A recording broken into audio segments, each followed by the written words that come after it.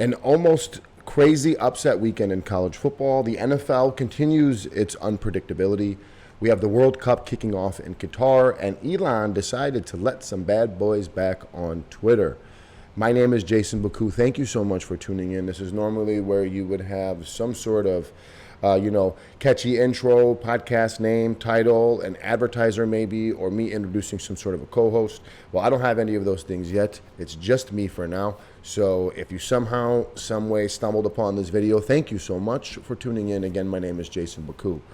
So like I said, let's kick it off with college football. What a crazy Saturday, a nail-biter Saturday. If you are a fan of one of the top 5 to 6 teams, you were on the edge of your seat all Saturday. I can speak for myself. I did not enjoy Saturday's game. I am a Michigan fan. That was too close for comfort. But TCU, Michigan both pull off nail-biters, last-second field goals to stay unbeaten, keep themselves in the playoff picture, and set themselves up for the next couple weeks. And what a crazy, crazy, crazy, crazy weekend. Ohio State and Georgia, very, very, very close games. Maryland's a very tough team. Took Ohio State to the brink. They pulled it out. Georgia, a tough game with Kentucky. So the top 4 stay unbeaten, and USC, who plays absolutely zero defense, but somehow, some way found a way to score another bajillion points, wins by 3, beats UCLA, and they are probably going to remain in that 5th spot. So, yeah, we survived. Thank God. That could have been absolutely a nightmare for the playoff scenario. Tennessee loses. So what we have setting up now is just an absolutely epic Saturday. All eyes will be on Columbus for Ohio State and Michigan. Now, as a Michigan fan, I'm very, very scared because if anybody watched Saturday, the big news of the day outside of all the close games was the Blake Corum injury. So a Heisman frontrunner, probably I don't know exact the odds were, but I believe he was 2 or 3 going into Saturday. I mean, he started the game looking like typical Blake Corum. I believe he already had 100 yards and a touchdown by the time he had gotten hurt. But halfway through the second quarter, it looked like he had got hit on his knee. No one really knows what's happened yet. He came out of the tunnel after halftime, went through some warm-ups. I saw a highlight. I was not very enthused by the highlight that I saw. He came out of a break, couldn't do it. He actually came in, took a carry, which was surprising. So I'm not sure what to think of that. But I'm very, very nervous. The whole college football season is going to come down to the health of Blake Corum. If Blake Corum is not able to even come out at 80 to 85%, I don't think Michigan can beat Ohio State. And that I'm a born and raised Michigan fan. I've spent all my life in Michigan. I've spent some time living in New York and New Jersey, but 30 years of my life I've lived in Michigan. I'm a diehard Michigan fan, Michigan football first, but I'm very, very nervous. We need Blake Corum in order to beat Ohio State, and we have too many guys out behind him as well. Donovan Edwards. I mean, we were running with a running back that I haven't seen get any carries at all this year in meaningful time. So the big news is going to be the Blake Corum injury. We're going to follow up throughout the week. But as of right now, everybody survived the crazy weekend. We can all thank the football gods for giving us at least another week of playoff picture. But all eyes will be on Columbus this Saturday, and all eyes this week will be on Blake Corum and to see if he is going to be healthy or not. What are your thoughts? Do you think he's going to play? Do you think he's going to be effective? If not, does Michigan have a chance in the game without Blake Corum being effective? Me personally, I don't think so. I think we need him. I mean, obviously, if you lose a Heisman candidate, your team's going to be very, very it's going to be hard to replace him. So that is what I'll be looking at for the next couple days. But yeah, what a weekend. You got to love college football. You never know what's going to happen. I mean, big favorites.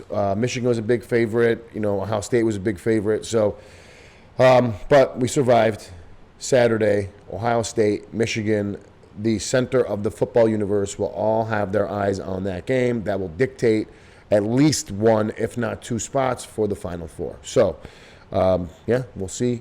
We'll see you in Ohio State on Saturday. Blake Corum, rest up, prayers up to you, man. Heal fast. We hope you can play. And if not, You gave us an unbelievable season. You got us here, and we thank you for that too. So big weekend out of college football, and another one coming up.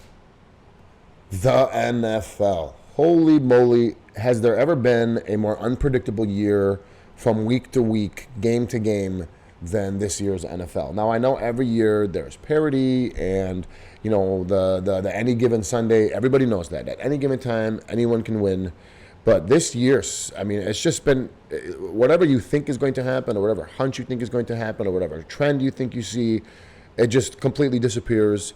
And the following week, you'll think a team is absolutely terrible and then the week before they were absolutely great. I mean, it's just so hard to read this year's NFL. But let's start with my favorite storyline of the weekend.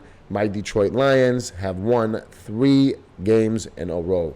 I mean, I can't tell you the last time I remember the Lions ever winning 2 games in a row, winning games on the road, having a lead, keeping a lead. I mean, and if you look back early on in the year, there were a couple games that we let slip through our hands, the games that I thought we should win, and it came down to poor coaching decisions. So props to Coach Campbell. I mean, I was getting ready to get off the ship. I mean, I was damn near off the ship. I mean, I thought this guy was done for. I didn't think he had, really a chance to succeed as an NFL head coach. I thought he was more of an assistant type. But, man, 3 in a row, winning on the road, winning tough games, beating a good Giants team today. I don't know. I mean, the Lions, normally I'm like, why are you winning these meaningless games? Let's just get another draft pick. But it looks like we're building some momentum. I would love to see the Lions continue this. If we can get to 500 by the end of the year or close to it, I don't want to go game by game and look at it because, like I just said, this is the most unpredictable league in the world. Anything can happen. So I'm just going to enjoy what we have going on here. But shout out to Coach Campbell. I was damn near off the ship. Keep it going. Things are looking great. We've had injuries. We've fought through them. Hutch is looking good, starting to come into his own. Penei Sewell's awesome. Great game from Jamal Williams today. Goff is just, serviceable, doing his job. I'm really never been a hater of Goff, but I've been impressed the last couple of weeks. So if you're out there, if you're watching Lions, Coach Campbell, the team, I was off the ship. I was saying same old Lions, but what I've seen the last few weeks, I'm very impressed.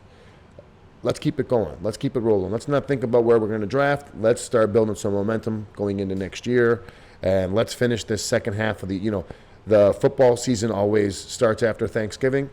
We got a tough game upcoming here with the Bills, but I mean, besides for that, let's keep this thing moving, man. Let's fight. Coach Campbell, I'm back.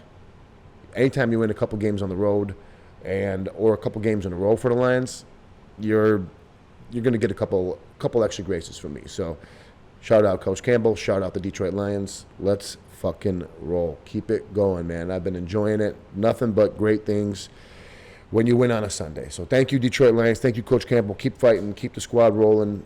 Super impressed.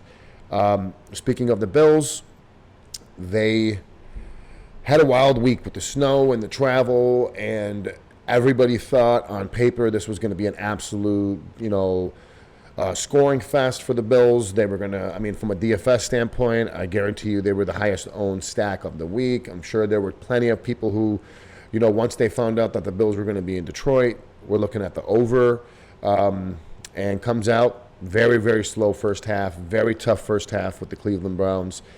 Super unpredictable. Are you seeing any issues with the Bills here? They've been struggling in points in the last few weeks. Could be Josh Allen could be a little bit injured, but what are your thoughts on the Bills? I know that they, had a weird week, a lot of travel, a lot of things going on. But they win, and they survive, and they move on to this week, which I think they're going to probably get another win this week against the Lions. Which let me just see what time that one's going off. This is bad podcasting, but I want to make sure that I am ready to roll for that game. Maybe if they have a line out for it yet, I doubt. Let's see. No line out for it yet. It'll be the 12:30 game. So, and then there's Dallas and the Giants, and then at the end of the night, Patriots, Vikings. So a great day of football for Thanksgiving. I think the Bills will continue to move forward, but they're not looking like the juggernaut they were to start the season. Is there any reason why you guys think that's happening? I can't really figure it out yet. I just think it's the NFL. They're tough, and like I said, the most unpredictable league. And the most unpredictable year. Usually there's some steadiness to it, but man, this year's been super tough. Whatever you think's going to happen, bet the opposite. Yeah. So, Bills. Speaking of the Bills from last week, the crazy game with the Vikings, and then they turn around this week and get their ass handed to them by the Cowboys. The NFL, I don't understand how that can happen from week to week. You would think that would have been a close game, Minnesota, Dallas. However, Kirk Cousins is very weird away from Minnesota, so not very surprised. Kind of surprised, not very surprised. So, but yeah, Dallas beats the shit out of Minnesota. The Bills. I mean, you never really know what's going on with the NFL this year. But Lions, 3 games in a row, winning some games on the road. We're improving. I'm really liking what I'm seeing. Let's keep the ball rolling. I don't really care where we draft this year. It doesn't really matter to me. We first pick, last pick, we'll keep them all rolling. Yeah, the NFL. Too unpredictable. I'm glad I'm not an NFL bettor. I'm glad I just do the DFS side of things. I lost my ass this weekend in it, but what are you going to do? So.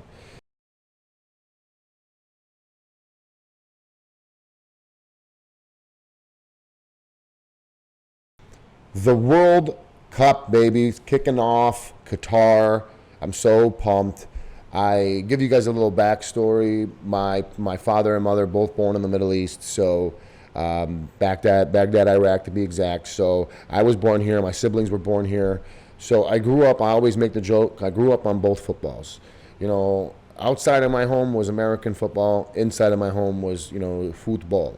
And all my uncles, my dad. They love soccer, and there was always a little soccer action in my house at all times, especially during World Cup. My father is still a massive World Cup fan. We talk so much during it. We are always talking about the games, and I'm so excited for this World Cup. I'm not really exactly excited for the fact that it's in Qatar. I'm calling this one the Zero Fun World Cup. I mean, if you haven't been paying attention, if you've been seeing some of the regulations and the rules and the guidelines that not only the athletes have to follow, but the people that are visiting and coming to watch the event, drinking bans, partying bans. I mean, I've even seen some of the hotels and some of the places where the athletes are staying. And I mean, it just looks, how is it possible that they were able to get the host for this? And if you haven't had a chance yet, watch the FIFA documentary on Netflix. Corruption runs rampant in soccer, runs rampant in FIFA. If you didn't know that already, I'm sure most soccer people already know that. So there's that angle of this World Cup, which I'm not particularly looking forward to, because one of the most important parts of the World Cup is very similar to the Olympics, is the pageantry and the host country or the host countries that are putting on the event. I mean, this does not seem like, to me, setting up to be a very pageantry, a very, event, like the Chinese, when they put on their opening ceremony, was like a once in a lifetime, show by itself. That could have been an event all by itself. I'm not really sure what to expect from Qatar. So all I know is I've been seeing some really shitty headlines coming out, drinking bans and partying bans, and it's just not, so far I have not seen anything that I'm liking. So, but let's get to the soccer now, right? So there's going to be the political side of things. There's going to be the how Qatar handles the World Cup. That's going to be one storyline. The second storyline I'm looking at is USA, right? So USA, they're in a group with England, Wales, and Iran. England's obviously the heavy favorite to get out of the group. They're a top 5-6 team right now, depending on which sites you're looking at. England is a favorite to even potentially win the World Cup. So right now USA sits at, I have it at plus 475 to win the group, minus 125 that they're eliminated in group play. The big star right now on the team, Christian Pulisic, he's going to need to be a star for the U.S. if we're going to be getting out of group play. We have a very tough England in our group. I think we can. I think we're going to need to pull off maybe a tie against New England. Oh, I'm sorry, New England. A tie against England of some sort. If we can manage that, I think a loss to them puts us in a tough spot. We'd have to almost be perfect after that. But USA right now sits at plus 475 to win the group. Obviously, I think we all don't think they're going to win the group. If they can get out, that'll be tough. We're going to have to see. So USA, I'm excited to watch. Obviously we're not. You haven't heard much about the USA team over the last couple of years, which is a good thing because a lot of times we'll come into World Cups with hype, and then that hype is not fulfilled or lived up to. I like the World Cups where we come in a little bit under talked about, and we just surprise a little bit of people. But yeah, if we can get out of group play, that would be awesome. So, but my favorite to win this World Cup, my favorite storyline of this World Cup, and I think a lot of people, all of the eyes of Qatar are going to be on Argentina and Lionel Messi.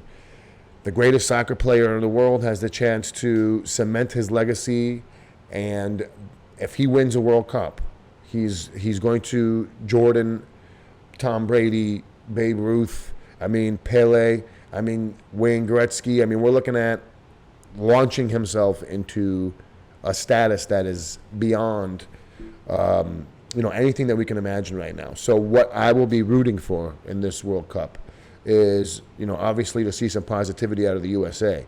But I am all in on the Argentina train. I am all in on Lionel Messi. Let's get the champ his cup. He's the favorite right now to win the Golden Boot. I believe they're second, if not first. I believe they're first or second or third, right in there with Brazil as the favorites to win the entire thing. So for me, I'm so pumped up. I'm looking at three things: how the political and the landscape of Qatar falls out over the course of the next few weeks. I'm looking at what USA can do. If they can potentially get out of the group, I think that would be a fantastic thing. And let's go Lionel Messi. Let's go Argentina. I'll be rooting for you throughout. I do have some other favorites that I like. I love Spain. I like the Netherlands. I like France. Obviously there's going to be, those big heavy hitters, but Argentina, let's bring the fucking cup home. Lionel Messi, get the guy his thing. Talk about a storyline that would just be, Argentina, that's the play. Lionel Messi, it's his World Cup, cements his legacy. That's what I'll be rooting for. How about you guys? Are you looking for somebody else? Is there another storyline you're looking at? I would love to see Lionel get his. And, I love greatness. I love seeing greatness. And this is all he needs left. So, can't wait. World Cup. By the time this comes out, I'm not sure how long I'll take to edit and all that good stuff. But let's go USA. Let's go Argentina. Let's go Lionel Messi. Let's have a good World Cup. Let's enjoy the world. Let's all have some fun and come together and enjoy this time. All right, the last topic here, a big one, a fun one. If you are not on Twitter, which if you're not, I don't know how. It's the coolest app on the planet. I don't care what anybody says. Screw TikTok, Instagram. For me, it's YouTube and Twitter. Those are my two favorites. Those are my two sources of entertainment. I have Instagram and I have Facebook. Those are mostly for friends and to keep up with, my pictures of my friends' kids and things like that and all that. But my favorite apps that I use for entertainment, YouTube and Twitter. And the big news from Twitter this weekend is that Elon decided to bring back some of the bad boys of Twitter. He reinstated a few accounts. Some major ones that I noticed are the political, I guess you would call him political speaker, political pundit. I don't know if you can necessarily call him a motivational speaker. I guess you just call him a public speaker. Jordan Peterson, he's back. The top G himself, Andrew Tate, and he's been tweeting up a storm. But the big news, if you haven't heard yet, Elon posted a poll if he should reinstate former President Donald Trump. He left the poll up for, I believe it was for 24 hours. Got around 15 million or so votes. Narrow victory for Trump. I believe it was at 52 or 53% when I last looked in favor of bringing back Trump. So there were a large majority of people who did not want Trump back on Twitter. There was some confusion. The poll was for everybody, so like the whole world. It wasn't just for the U.S. There was also a lot of the comments were about bots and things like that. So not really sure exactly how much you can trust the poll. But Elon had posted that the people had spoken, and he has reinstated Donald Trump's profile. If you go to Twitter right now, you can pull up Donald Trump's profile. His last tweets are from him prior to him being suspended. He has yet to tweet yet. Elon seems to be goading him and trying to bait him into tweeting. I think Elon knows that Twitter will probably be a lot more popular and a lot crazier if Trump is on it.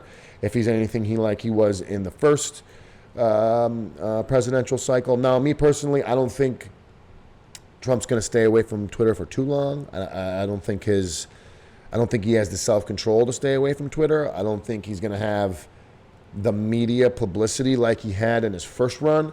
So I think it's going to be very important for him this time. If he wants to have any sort of chance at reaching the people, he's going to have to use Twitter, because I don't think the news stations are going to give him the publicity like they did last time. They gave him all the airtime he needed in the 2016 run, and they basically gave him all the free advertisement in the world. I don't think they thought he had a chance at winning. I don't think anybody thought he had a chance at winning. Well, this time around, I don't think they're going to take the chance, and I don't think you're going to see CNN or the main stations, and I don't even think you're going to see Fox really running too much Trump. So I think he's going to need Twitter. So he'll be back. How he uses it, we'll see. I hate political Twitter. I hate it. All it is one side trying to dunk on the other. And I don't think we'll ever fully heal as a country if our politicians, and it's our politicians that are shitting all over each other on Twitter. They're the ones that are just making fun of each other. And Trump started all of this. I mean, he definitely did. He changed the way politics are dealt with now. He cracked that seal of political correctness and politician talk, and now all they do is talk shit, which I hate. And I have a feeling if Trump comes back, which he's going to need Twitter because he's not going to get the publicity he needs or the publicity that he used to get. I still think Fox will entertain him, but I don't think he'll get much time anywhere else. But I just hope it doesn't turn into what it was. And, I believe everybody should be on Twitter. I don't think anybody should have been banned in the first place. Now, I will say this. I saw that Elon said no to Alex Jones, which, fuck that guy. If he doesn't get let back on Twitter, I'm cool with that. But a lot of these other people who got banned, specifically President Trump, how do you ban a former president? There are far more... look, I get it. Some people don't like what he says, and I know that what he says has tremendous weight and power. However, there are far more dangerous people online, I think, in my opinion, spreading... all kinds of shit. The fucking Shah of Iran, I think, has a Twitter account. It's just... so I'm glad that they're back on. I don't care that Trump's back on or whatever, but I'm just glad that they're back because it sets a precedent of freedom of speech and shouldn't have got banned in the first place. Andrew Tate, what the hell did he do to get banned? Really? So. But I'm glad he said no to Alex Jones. Trump back on Twitter. How do you guys think Trump is going to use Twitter? Do you think he's going to use it at all? I really think he's going to use it. I think he's going to have to use it. Are you happy with the decision? Do you think Elon should have kept him on for longer? Do you think he should have kept Jordan Peterson or Andrew Tate or any of the others that he let back on? Do you think he should have kept them off?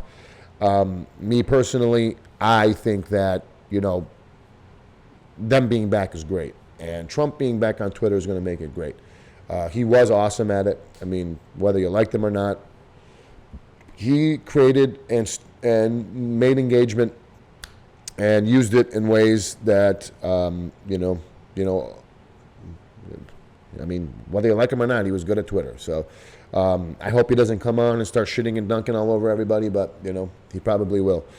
And that's part of the game, but he shouldn't have got banned in the first place. That's just my opinion. So, that's the big news from the weekend. Elon is having a blast running Twitter. As far as I can see, this guy's having a great time.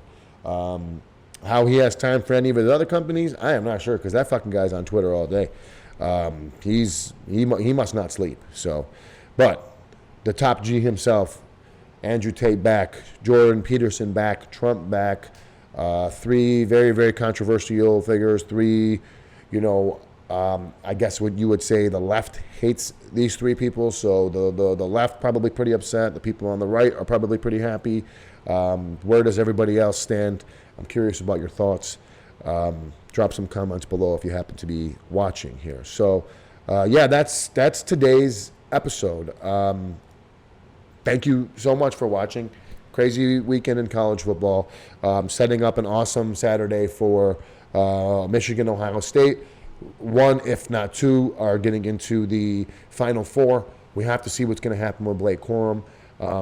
If he's somewhat healthy, it gives Michigan a chance. If he's not healthy, I don't think Michigan has a chance. The NFL continues its unpredictable ways. The Lions pulling off 3 in a row. The Bills struggle, despite their travels, because of their travels and all of that stuff. But the NFL continues to be as unpredictable as ever. Week to week, you really have no idea what's going on. The World Cup kicking off. USA, tough group with England in it. We'll see if they can get out. I'm looking at Lionel Messi, Argentina. That's who I'm looking at. Bring the cup to Argentina. Cap off an amazing career. GOAT status for Lionel Messi. Elon decides to bring back the bad boys. Jordan Peterson, Andrew Tate, Donald Trump, just to name a few. He says hell no to Alex Jones, so at least we know that. Quite the week, quite the weekend. I thank you so much for watching. A little quick background on me, how I got here. I started making videos, or I had to start making videos during COVID to try to save a line of business that I had. And I had no experience with content. I had no experience with content creation. I was a visual, a viewer, an observer, a fan of content. But once I started learning how to create videos, I fell in love with it. And I fell in love with the creation process. And since the world's gotten back to normal, I haven't been needed to make the videos as much for work anymore, and I miss doing them. And I've been kicking around the idea of what to do with this passion and with this hobby. It's kind of like a midlife crisis I'm going through right now, where I found something that I really, really love at a late point in life. And I know the world needs another guy talking on YouTube like they need, nothing else. But for me, I'm going to do it. I enjoy doing these things, and I've been very nervous and I've been very scared, but everything that I've seen says that you have to just start. And with most of these YouTube channels, a lot of the people that I follow, they said put out a couple hundred videos. It might take a few years. You're going to stink at it. So that's what I'm doing right now. I'm going to go through the growing pains, and these videos are probably going to be pretty tough until I figure out how to, really get the thing rolling. But, 1 a week, 2 a week, that's my goal at the moment. Learn how to talk on camera, learn what to do with all of this, and hopefully start to put out some entertaining content. So I thank you so much for watching and tuning in, and I'll see you next week.